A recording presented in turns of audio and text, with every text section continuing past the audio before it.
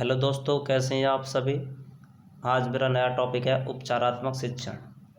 जैसा कि दिख रहा होगा आपको उपचारात्मक शिक्षण, तो इसको रेमेडियल टीचिंग कहा जाता है। उपचारात्मक शिक्षण क्या होता है? सबसे पहली बात है कि इससे पहले नैदानिक परीक्षण किया जाता है। क्या किया जाता है? नैदानिक परीक्षण। तो नैदानिक परीक्षण के द्वारा जब हम छात्रों की जाने वाली त्रुटियों का जब हमें ज्ञान हो जाता है तो उन त्रुटियों को दूर करने का जो शिक्षण कराया जाता है उसे हम उपचारात्मक शिक्षण कहते हैं। अर्थात उपचारात्मक शिक्षण से पहले नैदानिक शिक्षण कराया जाता है। तो ध्यान रखना, उपचारात्मक शिक्षण से पहली प्रक्रिया क्या कहलाती है? नैदानिक परीक्षण कहलाती है। अर्थात नैदानिक परीक्षणों में क्या करते हैं? छात्रों के की कमजोरियों और त्रुटियों का पता लगाते हैं। क्या लगाते हैं? पता। जब पता लग जाता है तो उन्हें दूर करने का जो उपाय होता है उसे उपचारात्मक शिक्षण कहा जाता है।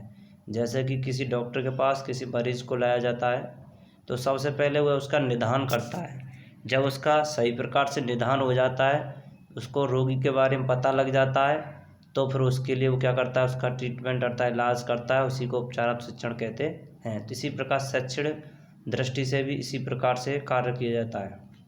जैसा कि बताया जा रहा है कि उपचारात्मक शिक्षण एक ऐसी प्रक्रिया है जो अनुदेशन का कार्य है जिसे शिक्षार्थी विशेष या विद्यार्थियों के समूह विशेष भी उन सामान्य विशिष्ट अधिगम कमजोरियों तथा कठिनाइयों का निवारण करने हेतु हाथ में लिया जाता है जिसका निदान किसी निदानात्मक परीक्षण के द्वारा किया गया हो। अर्थात निदानात्मक परीक्षण के द्वारा जो कठिनाइयों और कमजोरियों का पता लगाया गया था उनको दूर करना अर्थात उनका इलाज करना क्या कहलाता है? उपचारात्मक शिक्षण कहा जाता है। अब हम चलते हैं अगले पॉइंट की तरफ। विशेष आवश्यकता वाले बच्चों की कठिनाइयों की पहचान कर उन्हें दूर करने के लिए जो शिक्षण व्यवस्था अपनाई जाती है उसी को उपचारात्मक शिक्षण कहा जाता है। उपचारात्मक शिक्षण की प्रक्रिया अंतः प्रक्रियात्मक अवस्था जैसी होती है। इम्पोर्टेंट पॉइंट है और सबसे ज़्यादा मोस्ट पॉइंट, इस प्रक्रिया का मुख्य आधार क्वेश्चन आ जाता है। उपचारात्मक शिक्षण का मुख्य आधार क्या है? तो आपका आंसर क्या होगा? अनुशीलन अर्थात फीडबैक होता है, जो आपने पहली बार सुना होगा। बहुत ही मोस्ट क्वेश्चन है ये क्वेश्चन, सीटेट में आ चुका है। अनुशीलन क्या होता है? अनुशीलन। उसके बाद हम नेक्स्ट पॉइंट की तरफ चलते हैं।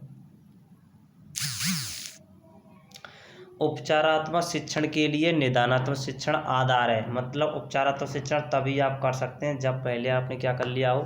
निदानात्मक शिक्षण कर लिया हो। अर्थात निदानात्मक शिक्षण ही क्या है कि इसका उपचारात्मक शिक्षण तभी होगा जब आप निदानात्मक शिक्षण कर लोगे।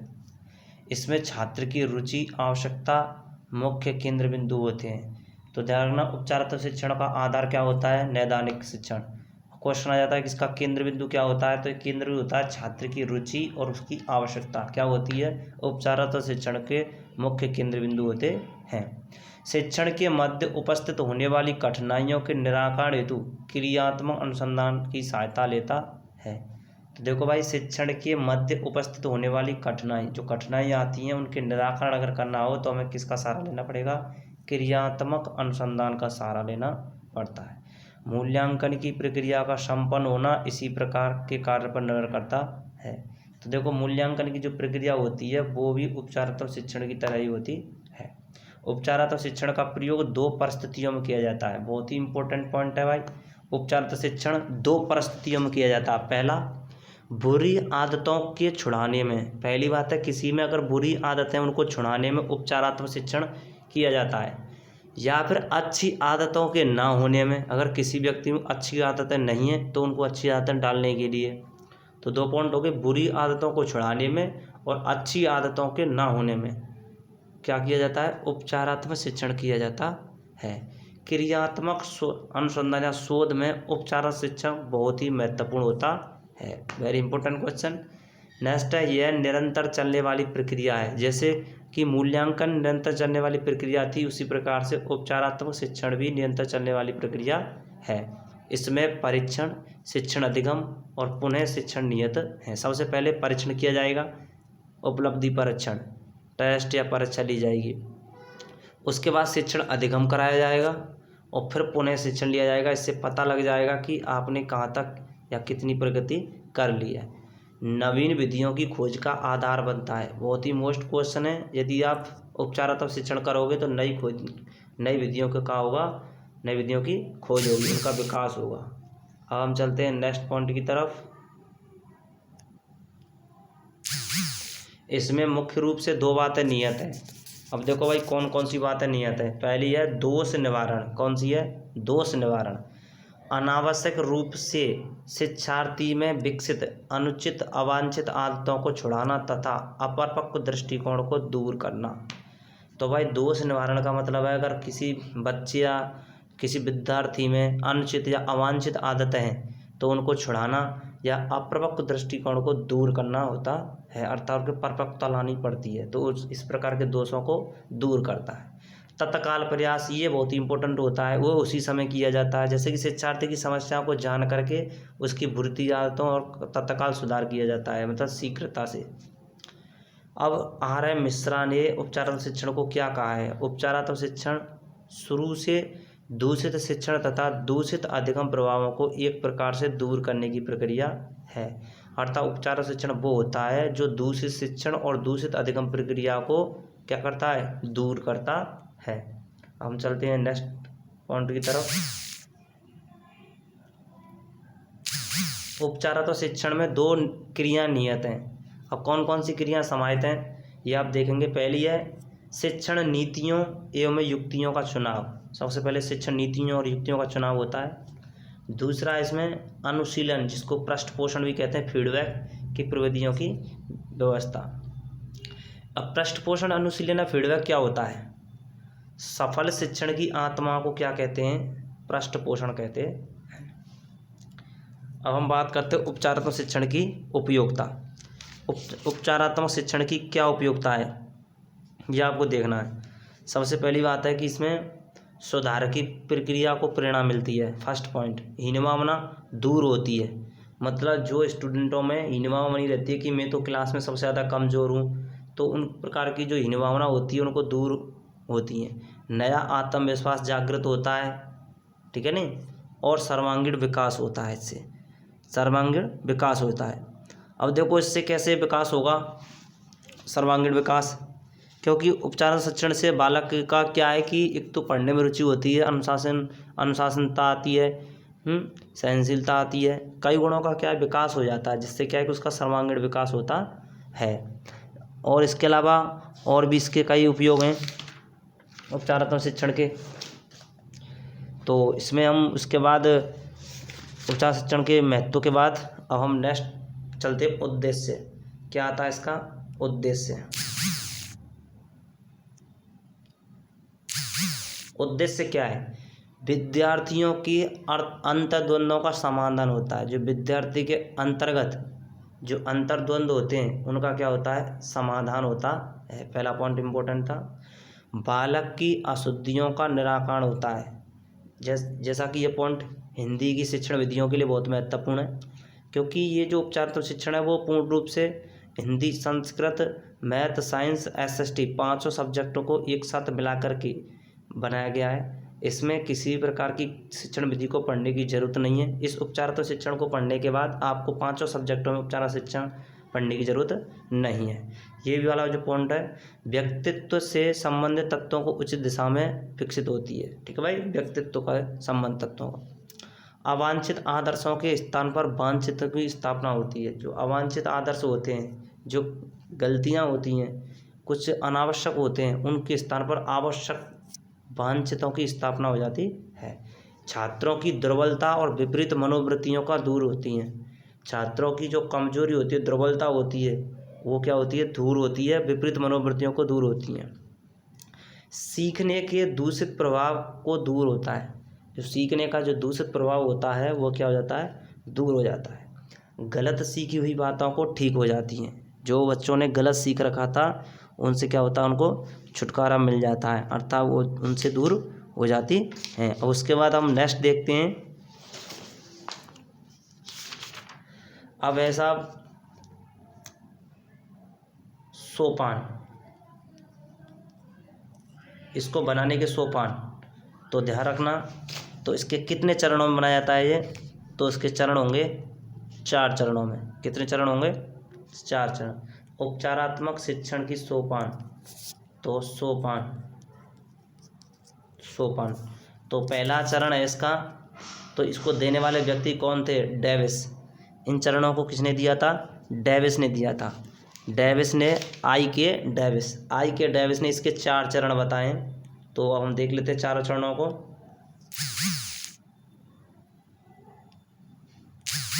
तो इसमें पहला चरण है योजना बनाना। सबसे पहले क्या बनाई जाती है? योजना बनाई जाती है। तो भाई योजना किस प्रकार से बनाएंगे जी, आप देखना है योजना बनाना कि सबसे पहले उपचारात्मक शिक्षण में क्या बनाई जाएगी?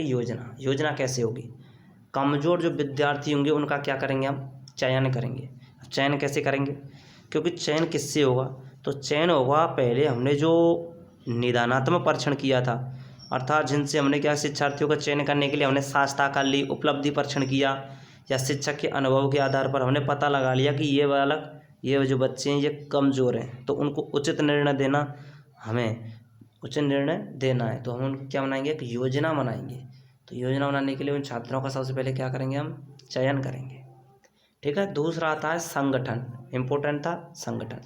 संगठन क्या होता है? शिक्षार्थियों की कमजोरियों के विशिष्ट क्षेत्रों का निर्धारण करेंगे। उच्चारण दोष, वर्तनी अशुद्धियों का दोष। मतलब संगठन में क्या करते हैं कि शिक्षार्थियों की कमजोरी के विशिष्ट क्षेत्रों का निर्धारण करेंगे। इसके लिए क्या करेंगे? हम निदानात्मक परीक्षण करेंगे। इससे क्या होगा कि कमजोरियों के बारे में पता लग जाएगा, कारणों का पता लग जाएगा, और उन्हीं कारणों के आधार पर हम क्या करेंगे? उनका उपचारात्मक शिक्षण करेंगे। तीसरा पॉइंट है क्रियान्वयन। तो क्रियान्वयन क्या होता है? ये एक महत्वपूर्ण पॉइंट होता है, क्योंकि कमजोरी की पहचान होने के बाद उसको दूर करने के लिए विद्यालय को वातावरण देखना होगा, समयावधि देखनी होगी, और उपलब्ध संसाधनों के आधार पर ही हम उसका क्या करेंगे? उपचारात्मक शिक्षण करेंगे। चौथा पॉइंट है मूल्यांकन। ये लास्ट पॉइंट होता है मूल्यांकन। मूल्यांकन में क्या करेंगे? शिक्षण संपूर्ण कार्यक्रम की सफलता और असफलता को जानने के लिए हम उनका क्या करेंगे?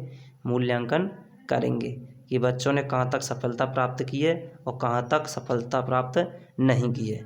यदि कार्यक्रम का परिणाम पूर्ण सफलता के रूप में आता है तो इस कार्यक्रम को वैसी ही स्थितियों में फिर से या अन्य जगह पर लागू करेंगे, और यदि उनका रिजल्ट असफलता प्राप्त होती है तो कार्यक्रम की कमियों का पता लगा करके फिर नए सिरे से या दूसरे तरीके से उपचारात्मक शिक्षण करेंगे। तो एक बार फिर देख लीजिए आप। सबसे पहले योजना बनाना, जो कमज़ोर छात्र हैं उनका चयन करेंगे। दूसरा संगठन करना। संगठन में क्या करेंगे कि विद्यार्थियों की कमजोरी के विशिष्ट क्षेत्रों का, कौन कौन से क्षेत्र में वो कमज़ोर हैं उनका निर्धारण करेंगे, क्षेत्रों को। और क्रियान्वयन में क्या करेंगे कि उनको दूर करने के विद्यालय वातावरण और समयावधि और उपलब्ध संसाधनों के आधार पर उपचार शिक्षण करेंगे। मतलब क्या क्या चाहिए उनके लिए वो इसमें एकत्रित करेंगे। लास्ट बात है मूल्यांकन। मूल्यांकन में यह पता, जो कार्य करने के बाद ये पता लगाएंगे कि जो हमें सफलता प्राप्त हो रही है कि असफलता प्राप्त हो रही है। यदि सफलता प्राप्त हो रही है तो वैसा ही कार्य लगातार चलते रहने देंगे, लेकिन असफलता प्राप्त होती है तो उसमें बदलाव करके फिर नए सिरे से शुरू करेंगे। अब हम चलते हैं नेक्स्ट पॉइंट की तरफ। अगला पॉइंट है उपचारात्मक शिक्षण की पद्धतियाँ। तो देखो भाई, विधियों को 2 भागों में विभक्त किया गया, व्यक्तिगत उपचार और सामूहिक उपचार, 2 प्रकार से। तो पहले हम देखें भाई व्यक्तिगत उपचार। बालकों की व्यक्तिगत विभिन्नता का ध्यान रखना चाहिए। व्यक्तिगत उपचार क्या होता है कि व्यक्ति विशेष के साथ उपचार करना, और सामूहिक में एक साथ उपचार करना। जैसे एक साथ पूरी क्लास के सभी बच्चों को जो किसी कमजोरी विशेष में, जैसे माना कि कोई किसी प्रकार का कोई मैथ का टॉपिक है, जैसे कि प्रतिशतता, और प्रतिशतता टॉपिक पूरी क्लास के सभी बच्चों को नहीं आता है, तो आप उस प्रकार का जो उपचारात्मक शिक्षण पूरी क्लास का एक साथ कर सकते हैं। लेकिन कभी कभी क्या होता है कि कोई विशेष समस्या होती है, 1 या 2 या 3 बच्चों की होती है, तो उनका जो उपचारात्मक शिक्षण किया जाएगा उसको हम क्या कहेंगे? व्यक्तिगत उपचार कहते हैं। तो ध्यान रखना है, व्यक्तिगत उपचार में एक व्यक्ति विशेष अर्थात 1 या 2 बच्चों का एक साथ किया जाता है। सामूहिक उपचार में एक साथ पूरी क्लास का किया जाता है। जैसा कि पता होगा कि कोई टॉपिक ऐसा होता है जो पूरी क्लास को ही नहीं आता है, तो इस प्रकार का उपचारण सामूहिक उपचार कहलाता है। तो देखो, बालकों की व्यक्तिगत भिन्नता का ध्यान रखना चाहिए, ठीक है नहीं। हर व्यक्ति का जो व्यक्तित्व होता है अलग अलग होता है, इसलिए उसकी भिन्नता का अलग ध्यान रखना पड़ता है। व्यक्तिगत अध्ययन करना चाहिए तथा उपचार गृह पद्धति का सहारा लेना चाहिए। उपचार करते समय परिस्थिति, मजबूरी और वातावरण का ध्यान रखना चाहिए। उपचार हेतु दंड नहीं है, प्यार सहानुभूति से उपचार करना चाहिए। मतलब ये नहीं है कि उपचार करते समय आप बच्चों को धमका रहे हो, डरा रहे हो या उनको दंड दे रहे हो, ऐसा नहीं। प्यार और सहानुभूति से उपचार करना चाहिए। नेक्स्ट है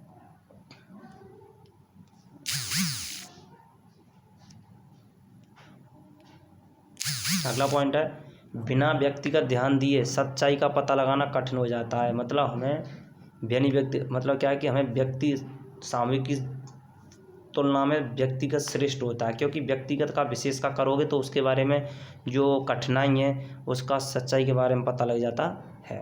अब हम देखते हैं भाई सामूहिक उपचार में कुछ त्रुटियां ऐसी होती हैं जो सभी छात्र ज़्यादातर करते हैं, उनका निराकरण सामूहिक रूप से किया जाता है, अर्थात पूरी क्लास या पूरी एक साथ सही बच्चों का किया जाता है। अब बात करते हैं भाई विधियाँ। उपचार शिक्षण के लिए कौन कौन सी विधि उपयोगी हैं। पहली है व्यक्तिगत अभ्यास विधि। कौन सी है? व्यक्तिगत अभ्यास विधि। तो देखो व्यक्तिगत अभ्यास विधि जो है केस स्टडी कहते हैं। इसमें पता होगा कि किसी व्यक्ति विशेष के बारे में पूरी तरह से नॉलेज ली जाती है। अगले हम देखते हैं इसमें सामूहिक उपचार विधि। इसमें एक साथ सामूहिक रूप से उपचार किया जाता है। व्यक्तिगत रूप से छात्रों की गलतियों का निराकरण करना, व्यक्तिगत भेदों के आधार पर निराकरण करना, उपचार गृह भाषा प्रयोगशाला में बालकों के उच्चारण एवं भाषा संबंधी शिक्षण प्रशिक्षण का अभ्यास करना। ठीक है, नहीं ज़्यादा कठिन नहीं है। इसके अलावा और देखते हैं भाई प्रक्रिया। इसकी प्रक्रिया किस प्रकार से है? उपचार और शिक्षण की प्रक्रिया कैसे होगी? छात्र को यह नहीं बताना चाहिए कि वह कमजोर या पिछड़ा हुआ है, अन्यथा उसके अंदर हीन भावना उत्पन्न हो जाएगी। मतलब उपचार शिक्षण करते समय बच्चे को पता नहीं लगना चाहिए कि उसका उपचार शिक्षण किया जा रहा है। छात्र को उसकी प्रगति के विषय में भी अवगत कराना चाहिए प्रत्येक सप्ताह, इससे कि उसका मनोबल बढ़ता रहे, उसको पता लगता रहे कि मुझ में सुधार आ रहा है या फिर मैं इतना सीख रहा हूँ, तो उसको प्रति सप्ताह अवगत कराना चाहिए। ये देखो हिंदी से संबंधित है। वाचन में अस्पष्टता, स्वरघात, यति, गति, आरोह अवरोह एवं न्यूनताओं की उपचारार्थ सर्वप्रथम शिक्षक के अपना आदर्श वाचन सभी दृष्टियों को आदर्श बनाना चाहिए। ये जो है ये हिंदी का है, क्योंकि हिंदी में सबसे पहले क्या है कि शिक्षक को खुद ही वाचन अच्छा होना चाहिए, तभी वो क्या करेगा, बालकों के वाचन को स्पष्ट या अच्छा बना सकता है। इसलिए ध्यान रखना विशेष, ये हिंदी का शिक्षण विधि का संबंधित है। इसके अलावा औपचारिक शिक्षण करते समय किन बातों का ध्यान रखना चाहिए? तो देखो भाई, कमज़ोर छात्रों को कक्षा में आगे बैठाना चाहिए। बहुत ही इंपॉर्टेंट पॉइंट है। छात्रों में शुद्ध एवं बड़ा लिखने की आदत डालनी चाहिए। देखो जैसा कि हिंदी, संस्कृत, इसमें भी ये लागू होता है, साइंस में लागू होता है। श्याम पट्ट पर लिखी हुई सामग्री व्यवस्थित और स्पष्ट होनी चाहिए। सभी सब्जेक्टों के लिए लागू होती है पॉइंट। हिंदी शिक्षण में देखो आ गया हिंदी का पॉइंट। हिंदी शिक्षण में अभ्यास, प्रत्यास्मरण, ज्ञानोपार्जन पर बल देना चाहिए। अभ्यास पर विशेष ध्यान देना चाहिए, प्रत्यास्मरण पर और ज्ञानोपार्जन पर। अब देखो भाई, कमजोर या मंदबुद्धि या पिछड़े बालकों के लिए उपचार शिक्षण किस प्रकार से किया जाता है? जो बालक मंदबुद्धि वाला होता है उसके लिए किस प्रकार से उपचार शिक्षण होना चाहिए, ये तुम्हें देखना है। तो देखो भाई, मंदबुद्धि बालकों के लिए कमजोर छात्रों को एक वर्ग में रखा जाना चाहिए। जो बालक कमजोर हैं उनको एक वर्ग में रखा जाना चाहिए। इसके अलावा देखो, इसमें कक्षा में कमज़ोर बालकों की संख्या 20 से 25 से अधिक नहीं होनी चाहिए। यानी एक साथ 100 बच्चों का उपचारात्मक शिक्षण करा रहे हैं, मंदबुद्धि वाले बच्चे हैं, इसलिए नहीं हो सकता। गणित विषय में अभ्यास, प्रत्यास्मरण, ज्ञानोपार्जन एवं अनुप्रयोग पर बल देना चाहिए। ये बहुत ही इंपॉर्टेंट है गणित विषय वाले बच्चों के लिए। प्रतिभाशाली बालकों के द्वारा उन्हें पढ़वाया जाए। ये हिंदी वालों बच्चों के लिए बहुत ही इंपॉर्टेंट पॉइंट है हिंदी की शिक्षण विधियों का, क्योंकि जब प्रतिभाशाली जो बच्चे होंगे यदि उनको शुद्ध तरीके से पढ़ेंगे तो मंदबुद्धि वाले जो होते हैं उन्हीं के अनुसार अर्थात अनुकरण के माध्यम से शुद्ध उच्चारण करना सीख जाएंगे। शिक्षण जो है सरल से कठिन, ज्ञात से अज्ञात तथा मूर्त से अमूर्त की ओर चलना चाहिए। तो ध्यान रखना, पहले सरल फिर उसके बाद कठिन, फिर पहले ज्ञात फिर अज्ञात, पहले मूर्त फिर अमूर्त। जैसे कि माना कि हमने किसी पृथ्वी के बारे में पढ़ाना है तो सबसे पहले आप खोल वस्तु दिखाओगे कि एक तरह से पृथ्वी है, ये मूर्त हो जाता है। अमूर्त का मतलब फिर काल्पनिक वस्तु, अपने जिसका हमें प्रत्यक्ष मतलब क्या है कि उसको हम दिखा नहीं सकते, उसके बारे में बताना अमूर्त हो जाएगा। मंदबुद्धि बालक सुनना अधिक पसंद करते हैं, बोलना कम, इसीलिए आत्मविश्वास नहीं होता। आपको पता होगा मंदबुद्धि जो बालक होते हैं वो सुनना ज़्यादा पसंद करते हैं लेकिन बोलते कम हैं, इसलिए इनमें आत्मविश्वास नहीं होता, क्योंकि आत्मविश्वास जो है वो बोलने से बढ़ता है। जब बोलेगा ही नहीं तो आत्मविश्वास कहाँ से बढ़ेगा, इसलिए ध्यान रखना। इसके अलावा अतः ऐसे बालकों में बार बार प्रश्न करना चाहिए। जो कम बोलते हैं मंदबुद्धि वाले, उनको बार बार प्रश्न करना चाहिए। और बार बार प्रश्न करने से क्या होगा, गलत उत्तर प्राप्त होने पर उन्हें हतोत्साहित नहीं रहना चाहिए, मतलब उनको डराना नहीं चाहिए, और छात्रों से श्याम पट्ट पर कार्य करवाना चाहिए। इसके अलावा हम देखते हैं भाई नेक्स्ट, उपचारात्मक शिक्षण के क्षेत्र। पहला क्षेत्र है शिक्षण कौशल, सुनना, बोलना, पढ़ना, लिखना। ये भाई बहुत ही इंपॉर्टेंट है हिंदी वालों के लिए, संस्कृत वालों के लिए। गद्य पद्य व्याकरण के क्षेत्र में, ये भी हिंदी वालों के लिए, ये मैथ वालों के लिए। अंकगणित, बीजगणित, रेखागणित के क्षेत्र में उपचार शिक्षण बहुत ही महत्वपूर्ण है। मनोविज्ञान, समाजशास्त्र, अन्य प्रकार के क्षेत्रों में, ये मनोविज्ञान वाले जो साइकोलॉजी वाले स्टूडेंट हैं उनके लिए, और SST वालों के लिए। शैक्षणिक उपचार की प्रभावशीलता क्या है, बालक को यह अनुभव होना चाहिए कि उसकी कठिनाई दूर हो रही है। इससे क्या होगा, उसका मनोबल बढ़ेगा।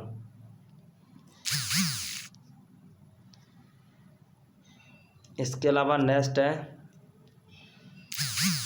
मानसिक अंतर्द्वंद शांत होना चाहिए, वातावरण के साथ समायोजन होना चाहिए, बालक द्वारा अपने विचारों को ठीक प्रकार से व्यवस्थित कर सकना चाहिए, विशिष्ट कठिनाइयों पर विजय प्राप्त होनी चाहिए। अब हम बात करते हैं भाई कठिनाइयाँ एवं उनका सुझाव।